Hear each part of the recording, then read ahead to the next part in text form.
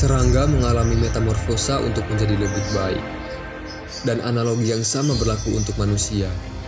Saya, kamu, dan kita semua adalah insan-insan ciptaan Tuhan yang terlahir untuk menang.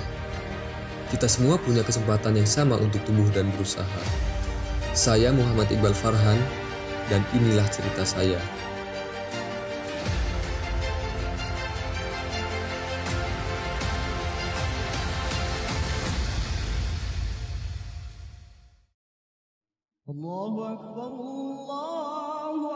Sebagai Muslim, saya mengawali pagi dengan ibadah dan berdoa di hadapan Sang Pencipta. Ini salah satu budi baik yang selalu diwanti-wanti orang tua saya sejak kecil. Saya selalu suka suasana pagi. Walaupun rasanya tidak pernah sama, saya yakin sebuah kesempatan baru akan muncul tiap kali matahari terbit. Kalaupun sesekali turun hujan, itu wajar. Hidup memang ada pasang surutnya, kan?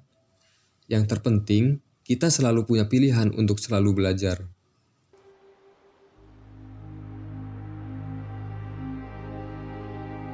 Buat saya pribadi, silat bukan sekedar olahraga, tapi jiwa. Setidaknya itu yang saya pahami sejak pertama kali tahu. Bagi pesilat, kemampuan yang dimiliki justru bukan untuk ajang adu jotos di jalanan, atau bahkan mengintimidasi.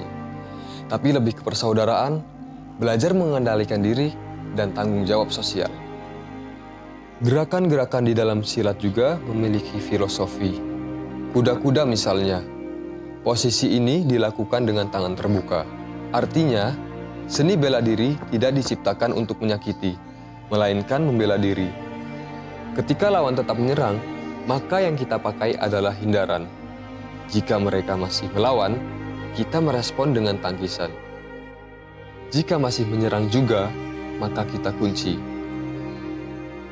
Maka esensinya, pesilat tidak akan mencari musuh, melainkan berusaha melerai. Saya mengenal silat saat kelas 6 SD. Namanya anak-anak, dulu motivasi saya agar tidak dipalak ke kelas. Atau paling tidak bisa mempertahankan diri ketika bermain. Waktu itu sama sekali tidak berniat jadi atlet. Bahkan dulu sudah bangga disebut PSS, alias pendekar suka selfie. Karena hampir setiap hari membuat postingan di Facebook. Kemampuan silat saya lahir dari persaudaraan setia hati terati. Dulu sebelum disahkan sebagai warga, saya rutin latihan setiap malam minggu. Anak kecil, kurus, malam minggu bukannya bersantai, malah begadang. Tapi momen-momen awal itu nggak pernah saya lupakan. Proses, iya, bagian itu yang mengantarkan saya sebagai Iqbal yang sekarang.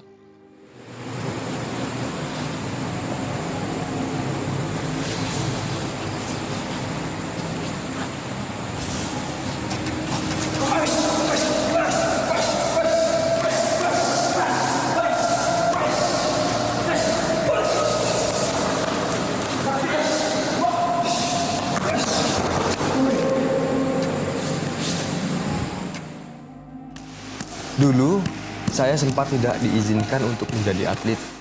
Beberapa kali formulir pendaftaran yang saya ajukan ke orang tua ditolak. Bahkan membaca sampulnya saja, mereka merasa malas. Tapi, saya merasa bisa. Saya akan menang, pikir saya. Akhirnya, diam-diam saya mendaftarkan diri ke salah satu turnamen, Porkap Remaja tahun 2016.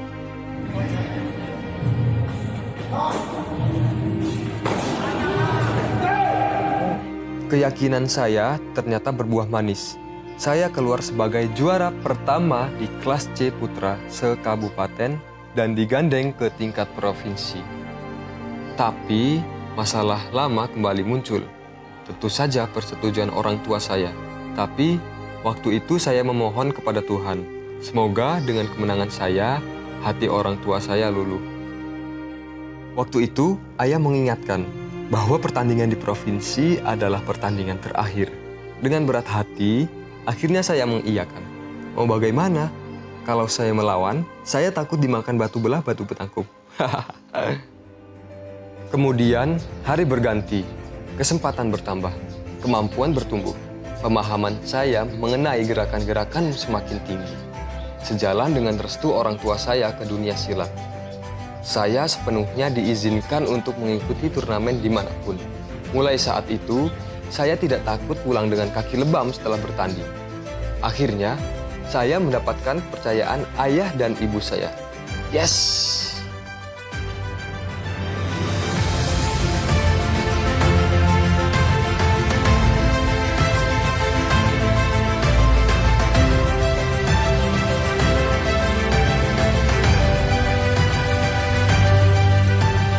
Akhirnya, saya bisa berada di sini sebagai atlet, bukan penonton. Akhirnya, saya bisa bertanding dengan bebas, tanpa khawatir respon orang tua saya saat pulang. Dan akhirnya, saya bisa berkata dengan kepala tegak, dunia, saya sudah didukung sepenuhnya. Restu orang tua sudah saya dapat. Sekarang waktunya untuk membuktikan apa yang saya pilih. Atlet. Wah, sama sekali tidak pernah terfikir dapat sebutan itu. Dan ya, konsekuensinya saya harus berlatih lebih keras untuk membangun karir di dunia olahraga. Saya harus bertanggung jawab dengan jalan saya sebagai atlet. Mungkin banyak orang berpikir menjadi atlet sangat mudah. Tinggal latihan setiap hari, banyak makan dan tidak perlu otak. Padahal praktiknya tidak sesederhana itu. Porsi latihan, makan, dan istirahat harus diperhatikan. Dan otak, atlet sangat menggunakan fungsi otak untuk mengatur strategi, koordinasi gerakan, atau menjaga emosi. Jadi, apa yang orang lihat seperti pukulan, kecepatan, dan elakan, semua dilakukan dengan hitungan, bukan asal seruduk seperti kerbau. Saya melalui persiapan umum dan persiapan khusus sebelum bertanding. Selama rentang waktu 2 bulan pre-turnamen, tubuh betul-betul dipersiapkan. Persiapan yang baik bukan dalam bentuk latihan yang dilakukan setiap hari, tapi yang menyesuaikan kondisi bioritme. Bukannya menang, saya malah kelelahan sebelum bertanding, karena terlalu diforsir saat berlatih. Latihan yang saya jalani cukup mirip dengan olahraga lain. Saya selalu memulai dengan jogging atau lari-lari kecil. Saya biasa lari di lapangan dekat rumah. Kalau untuk mempersiapkan kondisi tubuh, mungkin 10 km sudah cukup. Atau biasanya saya kira-kira antara 50 menit sampai 60 menit. Beda ceritanya ketika akan bertanding. Saya hanya melakukan latihan ringan. Saya juga sering melakukan skipping. Jangan salah, walaupun ini mirip permainan zaman dulu, manfaatnya cukup banyak jika dilakukan rutin.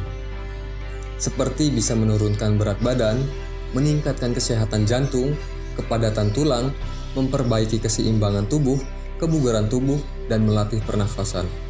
Dan yang terpenting, bisa mengurangi cedera ketika kita melakukan gerakan-gerakan yang kurang umum dilakukan sehari-hari. Saya tidak menyangka sih, kalau ternyata untuk pertandingan beberapa menit saja, atlet harus melewati proses yang panjang. Setelah skipping, saya lanjut lagi ke latihan ketangkasan, push up, sit up, dan sejenisnya. Repetisinya tidak terlalu banyak. Saya mengejar konsistensi dan setnya. Bagian yang paling saya sukai yaitu ketika simulasi. Di sini, saya melatih ulang jurus yang saya kuasai, teknik hindaran, tangkisan, kuncian, semuanya. Sambil menggerakkan tubuh, saya berusaha mengingat filosofi dan makna dari jurus-jurus itu. Bagian paling sulit dari persiapan turnamen yang selama ini saya jalani adalah mempertahankan berat badan. Maka seringkali saya berusaha keras agar berat badan saya turun. Saat ini saya melantai di kelas B Putra dengan rentang berat badan antara 50 kg sampai 55 kg. Kalau saat ini berat badan saya over, tentu saja saya butuh usaha lebih untuk turun ke berat badan yang diizinkan. Persoalan makanan dan berat badan ini yang biasanya membuat saya cukup panik. Walaupun atlet, tentu manusiawi dong kalau saya juga ingin makan sayur lodeh, mie pedas, atau paling tidak es kopi. Sayangnya, semua makanan favorit saya itu harus disingkirkan dari jadwal menu jauh-jauh hari sebelum bertanding. Agar bobot ideal dicapai, pelatih tidak memperkenankan saya untuk mengonsumsi makanan-makanan yang kurang sehat. Kalau kata orang-orang, beauty is pain. Buat saya, be an athlete is pain. Banyak pantangan terutama soal makanan enak. Jadi, saya makan apa? Ya, bisa dikira-kira sendiri. Makanan sehat itu seperti apa? Meski begitu, beruntungnya, Ibu saya selalu bisa membuat makanan untuk saya menjadi tetap enak untuk ukuran makanan sehat. Proses yang panjang selama 2 bulan itu selalu berulang tiap turnamen. Pasti terbayangkan capeknya gimana. Belum lagi kemungkinan-kemungkinan yang terjadi selama pertandingan. Karena kita tidak bisa memprediksi apa yang terjadi nanti. Patah tulang, cedera kaki. Pantas dulu orang tua saya sempat tidak setuju anaknya ikut turnamen. Saya sendiri pernah mengalami kejadian yang cukup membekas. Waktu itu, tahun 2016. Itu adalah tahun pertama saya sebagai atlet. Namanya atlet baru, saya belum pernah membayangkan hal-hal seperti itu. Sampai di hari pertandingan. Turnamen berjalan seperti biasa, supporter banyak, pelatih tetap membimbing, dan saya sudah siap lahir dan batin. Di detik-detik akhir pertandingan, ketika beberapa saat lagi waktu habis, tanpa sengaja jempol kaki lawan menendang mata kiri saya. Saya terjungkal ke belakang, maka mata saya buta sementara.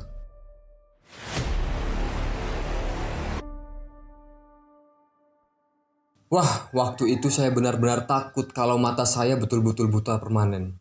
Otak saya langsung membuat skenario-skenario buruk yang tidak saya inginkan. Alhamdulillah, mata saya pelan-pelan pulih. Saya pun makin rutin memperkuat pertahanan agar hal serupa tidak terjadi lagi.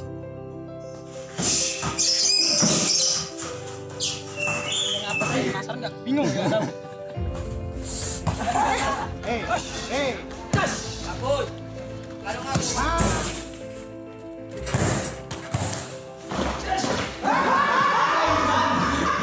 Selama perjalanan 6 tahun sebagai atlet, alhamdulillah saya mengantongi beberapa kemenangan, baik tingkat daerah maupun nasional.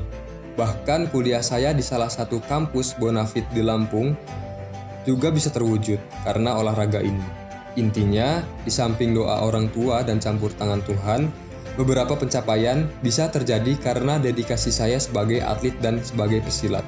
Tapi yang pasti, konsep kemenangan menurut saya tidak sesederhana mengangkat trofi atau menjadi juara satu.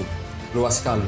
Tapi kalau orang-orang mengatakan Iqbal adalah pemenang berdasarkan trofi dan medali yang saya punya, saya amat berterima kasih dan merasa beruntung karena memiliki hal tersebut. Tapi, sekali lagi konsep kemenangan untuk saya berbeda. Tergantung dari mana kita melihatnya. Untuk saya dulu sebagai atlet pemula, bisa masuk ke Porprov untuk pertama kali adalah kemenangan. Bisa dilatih oleh coach profesional adalah kemenangan. Menggunakan tempat latihan resmi adalah kemenangan. Itu adalah privilege yang tidak semua orang punya.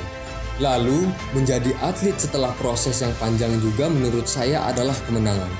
Jadi, kalau saya membahas kemenangan hanya sebatas trofi atau gelar juara, itu tidak pas.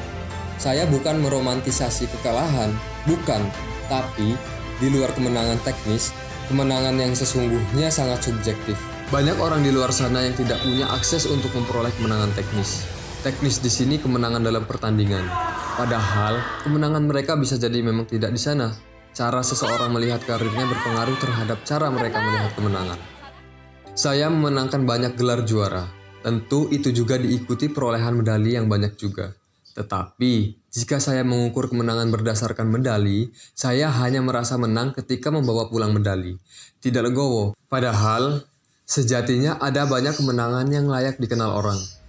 Yang barangkali ukurannya tidak diukur dengan trofi dan medali. Jadi, kalau saya diminta berbicara kemenangan, pembahasannya akan lebih banyak dibanding arti kemenangan itu sendiri. Kalau menang pertandingan, tentu saya bahagia dan bangga. Wah, ternyata anak kecil yang dulu tiap malam minggu begadang bisa melakukan ini. Tapi, karena prinsip kemenangan saya tidak sesederhana juara 1-3, ketika kalah pun saya tetap tersenyum. Tandanya, saya diminta berusaha lebih keras untuk menaklukkan medan di depan. Bagi saya, kemenangan sejati bukan ketika kita tidak pernah kalah, melainkan ketika kita sanggup berdiri tiap kali jatuh. Jika kita belum belajar dari kekalahan, artinya kita benar-benar telah kalah.